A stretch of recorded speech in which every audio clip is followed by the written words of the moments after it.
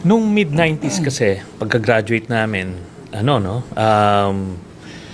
mababa pa yung sweldo ng AFP. Tapos talagang wala kang makikita mga bago mga barko, mga eroplano. Kaya yun yung estado. Tapos sobra yung corruption. In fact, I wrote a thesis about the different forms of corruption sa Navy. Meron yung mga barko, ini-escortan mismo yung mga smuggler, yung mga illegal loggers, lahat. Then, meron yung binibenta yung fuel. Tapos, ito na yung mga pabaon sa mga generals na nagre-retire. Then, pagka nag-o-audit, kunyari, kasi binibenta yung mga balat barel, sa mga supply depot. Pag mag-o-audit na, biglang may sasabog eh. I remember nun sa Zamboanga nun, sa Malagutay supply depot, sumabog yun, talagang ang lakas. Kasi yun pala nagkakaroon ng audit. Ngayon, because of the explosion, na-cover na nila. Yung pala, binibenta na yung bala at barel sa mga kalaban ng estado. So marami yun. Maraming mga iba't ibang mga kadahilanan. Nung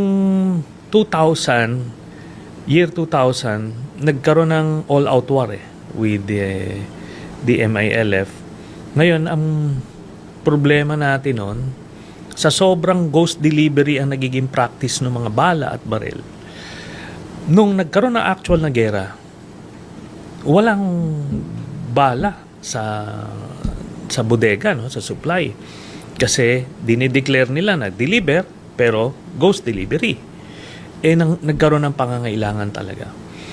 Noong panahon na yon, 1 month into the war, naubos na yung bala ng armed forces. Yung MILF, putok pa rin ang putok. So the Navy had to go to Thailand to import yung mga bala ng Army tsaka ng mga bomba ng Air Force. So, ganun kalala na yung umabot yung corruption. Kaya, yun ang nangyari.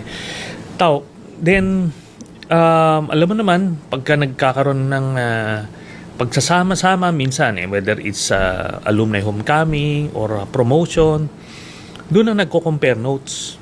Kami magmimista sa ibang yung Army, iba rin ang na-experience sila ng corruption. Yung Air Force, iba rin. So, parang grabe yung situation. So, nag-organisa kami na tipong, sige, when our time comes, babaguhin natin yung sistema. So, ganun yon. Until, nagkaroon kami may isang underclass na inutusan magagis ng granada sa mosque. And before that, nagpuputukan yung mga airport, Davao Airport, yung Davao Wharf, Cotabato Airport, tapos daming sumasabog. Then, nakakita kami ng Oplan na ang nagkakandak AFP ng Special Ops. Kumaga state-sponsored na terrorism. Mm-hmm. Doon na kami na alarma. Then finally, yun nga, yung isang underclass, inutusan talaga siya maghagis ng granada sa mosque para mag-trigger siya ng parang jihad or something para ngayon to justify yung scenario na ginagawa. So doon na nagsabi yung grupo na hindi natin to pwedeng hayaan. Kailangan natin to ipresenta sa taong bayan. Yun. During that time, sir, nagkaroon nga ng Ohud Mutiny ng 2003. And then, after that, of course, na-suppress naman kayo ng mas malaking pwersa ng ating pamahalaan during that time. You also peacefully surrendered. Looking back, sir, that was already 23 years ago. Yeah. Since you led a very young, passionate, patriotic military men and women during that time to counter corruption. Meron ka ba, sir, regret? Looking back, there was no other choice to make. Kasi ganito yung sitwasyon mo hahayaan mo na lang 'di ba? We were not trained to kill civilians. Ito yun yung ino-order eh.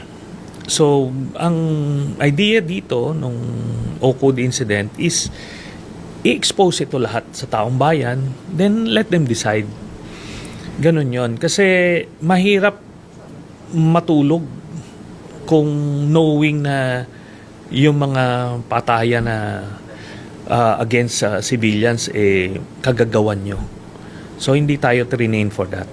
So, yun lang nga, trained din naman tayo sa academy na pag may ginawa kang infraction of the law, take and take ka. Yes, sir. So, nung na-presenta na namin sa taong bayan, then bahala na sila, then